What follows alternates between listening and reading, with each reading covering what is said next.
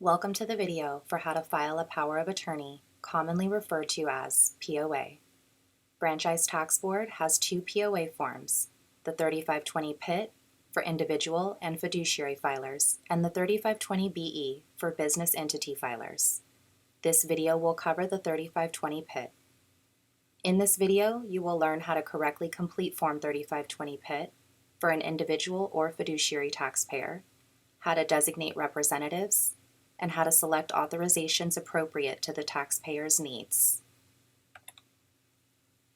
To download a copy of the 3520 PIT form, go to www.ftb.ca.gov and search for the form using the form link or the search function. Selecting the FTB 3520 PIT individual or fiduciary power of attorney declaration hyperlink will open a fillable PDF form. Form images shown in this video reflect the 2023 version of the 3520 PIT. The POA 3520 PIT form is for individual and fiduciary filers, so the type of filer and their contact information should be entered in Part 1. Select the individual checkbox for individuals, including deceased individuals, or select the fiduciary box for fiduciaries such as estates and trusts. The taxpayer's name and address are required. The taxpayer's identification number is also required, but only one of the boxes should be filled. Social Security number, SSN, or Internal Tax Information Number, ITIN, should be entered for individuals. And a Federal Employer Identification Number, FEIN, should be entered for fiduciaries. All POAs must designate at least one representative. This representative does not have to be a tax professional, but must be an individual. Part 2 provides space to designate an additional representative, but the individual listed first, the primary representative, is the only designee Franchise Tax Board will contact. The POA form must include the representative's name and contact information, either their address or email are required. There is space to include a licensed tax professional's credential. This information is not required, but providing it will assist in expediting the process. For Part 3, select either all years or indicate the specific years the POA will cover. Check the Yes box for either authorize all years or authorize specific years. Checking both Yes or both No may cause your POA to be invalid. Select all years if representation is needed for all years. Keep in mind, it may be easier to authorize all years when there are tax matters that span multiple years. Select specific years if representation is only needed for a specific taxable year or tax matter. If specific years is selected, years must be listed in Part 2A through 2D.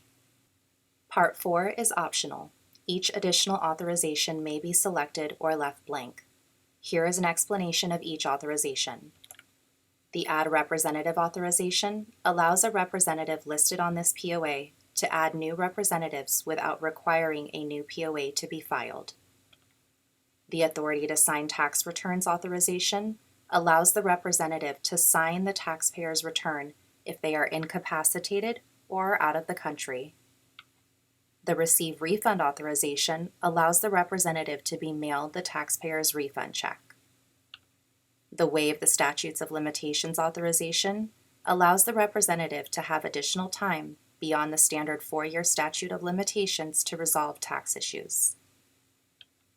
The Execute Settlement and Closing Agreements authorization allows the representative to file a legal written statement which will set the conditions for a taxpayer to resolve a tax liability or other tax issue.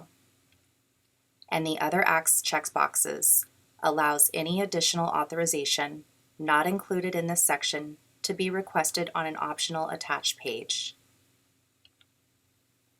When a representative is appointed as a power of attorney, not only can they represent you in person, in writing, or by phone. When they have a MyFTB account, they are also automatically granted limited online account access. However, Part 5 allows all representatives listed on the POA who have a MyFTB account to have full access. Keep in mind, the selection you make here will override all previous access granted to the same representatives on previous POAs and TIAs. A POA is a legal binding document and must be physically signed by the taxpayer or their legal representative. Part 6 should have a signature, the signer's print name, and the date they signed. If the taxpayer is signing, the 3 highlighted fields must be completed. If a legal representative is signing on behalf of the taxpayer, their title should be included, and supporting documentation must be attached to the POA to prove their authority to sign. If a legal representative is signing in lieu of the taxpayer, or a fiduciary is signing, then additional documents must be attached. The type of document required will be based on the taxpayer's unique situation or the type of fiduciary. Such supporting documents can include, but are not limited to, general or durable power of attorneys, letters of conservatorship, certificate of trustee, last will and testaments, court orders, letters of administration, and death certificates. FTB Form 3520 PIT is 5 pages. The last 2 pages are optional. Page 4 is used to designate representatives and can be attached multiple times to accommodate as many representatives as a taxpayer wishes to add to the POA. Page 5 is used to describe any additional authorizations the taxpayer would like their representative to have that have not been previously addressed. FTB staff will review all requested authorizations and grant those legally permissible. For more information on power of attorneys or how to complete Form 3520, go to www.ftb.ca.gov/POA. POAs can be submitted by mail, care of POA Unit, P.O. Box 2828, Rancho Cordova, California, 95741-2828, or online at www.ftb.ca.gov. Submitting online is recommended due to expedited processing. Go to www.ftb.ca.gov and click the MyFTB account link.